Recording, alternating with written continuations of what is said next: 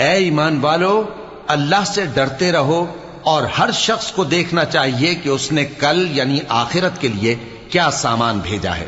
اور ہم پھر کہتے ہیں کہ اللہ سے ڈرتے رہو، بے شک اللہ تمہارے سب اعمال سے خبردار ہے۔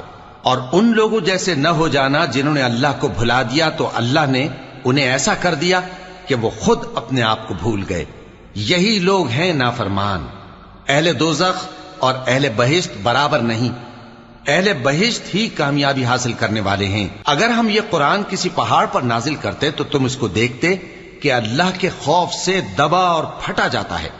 اور یہ مثالیں ہم لوگوں کے لیے بیان کرتے ہیں تاکہ وہ غور کریں۔ وہی اللہ ہے جس کے سوا کوئی معبود نہیں، پوشیدہ اور ظاہر کا جاننے والا، وہ بڑا مہربان ہے، نہایت رحم والا ہے۔ وہی اللہ ہے جس کے سوا کوئی عبادت کے لائق نہیں، بادشاہ حقیقی